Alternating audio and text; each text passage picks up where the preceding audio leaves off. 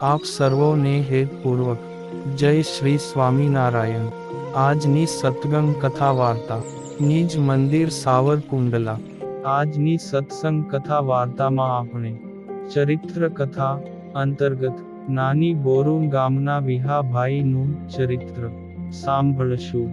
નાની બોરુન ગામને ગોંદરે વિશ્રાંતિ લેવા માટે ઊભા રહેલા ભગવાન શ્રી હરિને દેવચંદ શેઠે વિષાદ સાથે વાત કરતા કહ્યું કે બીજું તો ઠીક પ્રભુ, પણ આપણા સંતોને મોટી બોરુનો બાવો ગગનગર મારઝૂડ કરીને જે ત્રાસ આપે છે ને, એ તો અમારાથી કેમે જોયું કે સહ્યું જાતું નથી।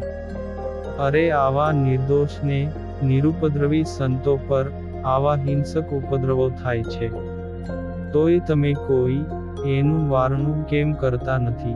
શ્રીજીએ આશ્ચર્ય સાથે ટકોર કરતાં કહ્યું। ત્યારે હરિભક્ત ચીકા પંડ્યાએ ચીડ સાથે કહ્યું કે અરે મહારાજ, ઈ ગુંડાને તો દરબાર આપા ભાઈનો ઓથ છે, નહીં તો અમે ઈને સીધો કરી દઈએ। ભણે મહારાજ, અમોને રજા આપોને, એ ગોલકુનાને જરાક ઠમઠોરીને તેની પૂજા કરીએ, જેથી સંતોનું પછી નામ ન લીએ। આમ સુરા ખાચરે જરા અકળાઈ જઈને કહ્યું, જુઓ દરબારો, આપણે વટેમાર્ગુને આવો ઝઘડો કરવો ન શોભે, આપણે એનો કાનિક રસ્તો કાઢીએ। એમ કહીને શ્રી હરિએ શેઠને જ કહ્યું કે આ તમારા ગામના મુખીને જ બોલાવો ને। આથી શેઠ તો તુરંત જ ગામમાં જઈને મુખી વિહાભાઈ રજપૂતને બોલાવી લાવ્યા। મુખી વિહાભાઈએ આવીને હાથ જોડીને શ્રીજી મહારાજને વંદન કર્યા। પ્રભુએ એમને પ્રેમ ને આદરથી બોલાવ્યા ને કહ્યું કે વિહાભાઈ, તમે તો ગામના મુખી ને વળી ક્ષત્રિય, ગાય બ્રાહ્મણ ને સાધુની રક્ષા કરવી એ તો તમારા કુળ પરંપરાનો ધર્મ ખરું ને?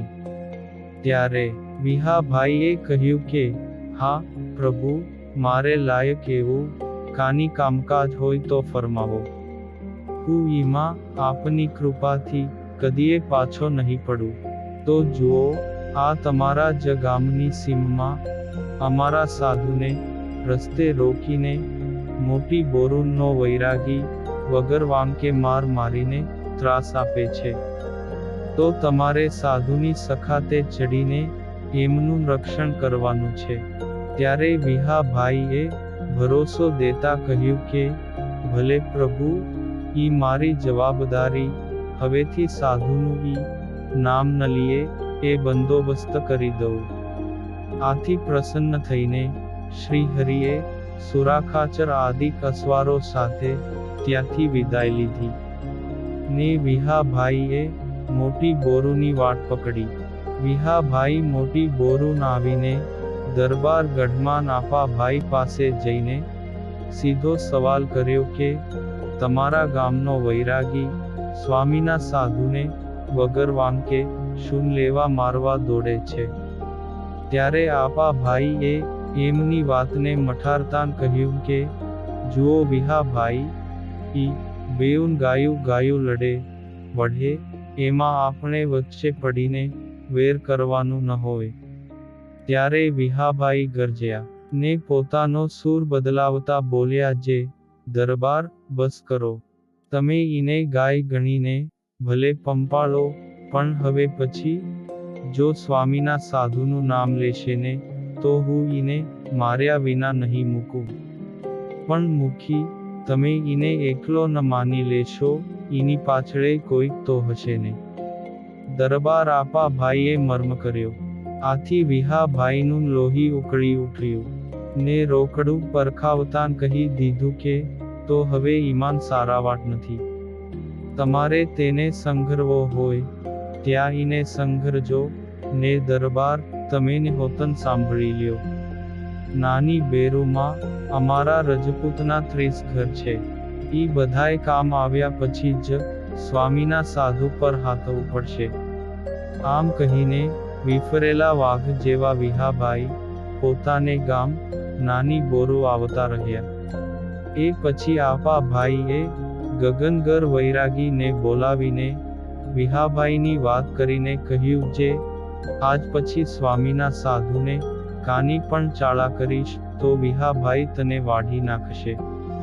તારા સારું પાડોશમાં વેર બાંધવું તે અમને નહીં પોસાય. એમ કહીને ચોખ્ખે ચોખ્ખા શબ્દોમાં સંભળાવી દીધું. વિહાભાઈથી ગભરાયેલો વૈરાગી ગગનગર ત્યાંથી બીજે ક્યાંક જતો રહ્યો. ને શ્રીજી કૃપાથી સંતોને કાયમનો ત્રાસ પણ ટળી ગયો. આમ વિહાભાઈએ સંતોનો નિડરપણે પક્ષ રાખ્યાથી શ્રી હરિ એમના ઉપર અતિ રાજી થયા. આ પુનિત પ્રસંગ આપણે સત્સંગ સાગરના મોતીમાંથી સાંભળ્યો. અને હવે પછીની કથા વાર્તા આપણે આગળના ભાગમાં સાંભળશું. અત્યારે આપ સર્વોને ભાવથી જય શ્રી સ્વામિનારાયણ.